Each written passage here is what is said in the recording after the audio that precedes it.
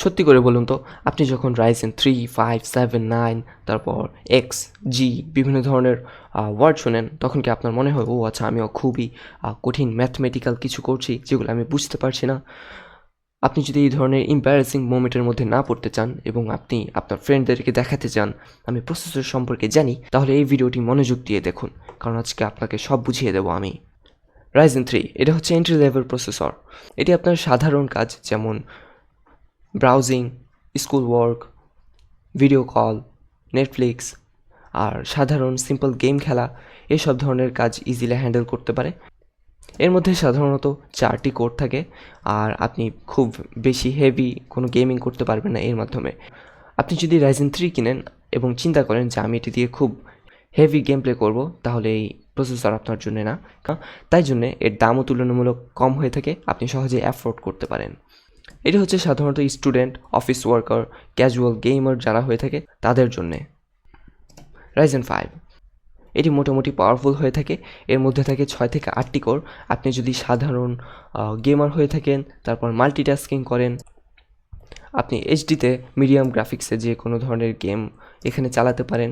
Ryzen 5কে বলা যায় আপনার প্রাইস এবং পারফরমেন্সের মধ্যে একটি ব্যালেন্সকারী প্রসেসর, আর এটি হচ্ছে সবথেকে মোস্ট পপুলার Ryzen অপশন।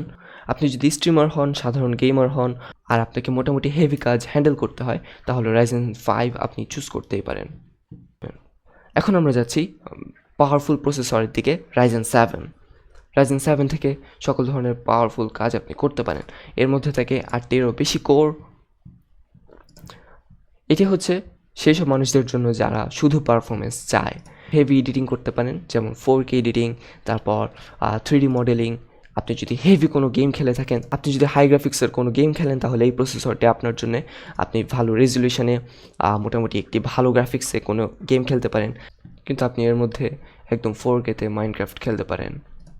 আপনি যদি স্ট্রিমিং করেন, তারপর ভিডিও এডিটিং করেন, সাথে সাথে গেম খেলেন, তাহলে এই প্রসেসরটি আপনার জন্য সবথেকে ভালো একটি চয়েস হতে পারে। কন্টেন্ট ক্রিয়েটর, প্রফেশনাল, তারপর সিরিয়াস গেমার, 3D মডেলার যারা আছে তাদের প্রথম পছন্দ হয়ে থাকে Ryzen 7, কারণ এর দাম তুলনামূলক বেশি হলেও আপনি এর পারফরমেন্স দিয়ে সবসময় সন্তুষ্ট থাকতে পারেন। এবার হচ্ছে বিগ বস, Ryzen 9। এটা হচ্ছে top of the line processor, যার মধ্যে 12 থেকে 16টি প্রসেসর থাকে। এর দাম অনেক বেশি হয় এবং এটাকে টপ টিয়ার প্রসেসর বলা যায়। আপনি যদি 3D animation, heavy editing, movie editing, তারপর প্রফেশনাল একদম ওয়ার্কলোড যেগুলো বিভিন্ন ডেটাবেসকে সংযুক্ত করে, হেভি ডেটাবেস নিয়ে কাজ করেন, তাহলে এই প্রসেসরটি আপনার জন্য।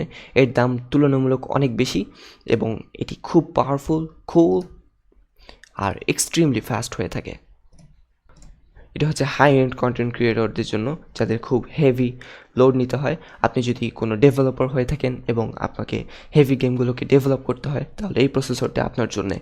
এখন আমরা যাচ্ছি প্রফেশনাল গ্রেডের কিছু প্রসেসরের দিকে, Ryzen Pro। Heavy office load, যেমন database server, security, stability, memory encryption, 24/7 support system, এই ধরনের সকল সার্ভিসের জন্য এআই নিয়ে কাজ করতে হলে আপনার কিন্তু হেভি রিসোর্স নিয়ে কাজ করতে হয়, যেগুলো সাধারণ কোনো প্রসেসর হ্যান্ডেল করতে পারে না। তাই হেভি কাজের জন্য Ryzen Proকে আমি সাজেস্ট করব। Ryzen Threadripper। Ryzen-এর Threadripper সেটা হচ্ছে, আমি বলবো, জন সিনা টাইপের কিছু, অথবা বিগ শো। এটি হচ্ছে অনেক পাওয়ারফুল হয়ে থাকে। এর মধ্যে 24 থেকে 96টি কোর এবং 48 থেকে 192টি থ্রেড হয়ে থাকে। ভিডিও এডিটর, 3D অ্যানিমেটরস, ইঞ্জিনিয়ার্স যারা খুব ডিমান্ডিং ওয়ার্কলোড নিয়ে কাজ করে, এটি হচ্ছে তাদের জন্য। এটি প্রচুর পরিমাণে হিট জেনারেট করতে পারে। এটি হচ্ছে স্পেশাল ক্যাটাগরির প্রসেসর। একে ব্যবহার করতে হলে আপনার এর জন্য স্পেশাল মাদারবোর্ড লাগবে। এটি প্রচুর পরিমাণে হিট জেনারেট করে, তাই আপনি যদি এটা ব্যবহার করার চিন্তা করেন, আপনাকে এর কুলিং নিয়ে ভালোভাবে চিন্তা করতে হবে।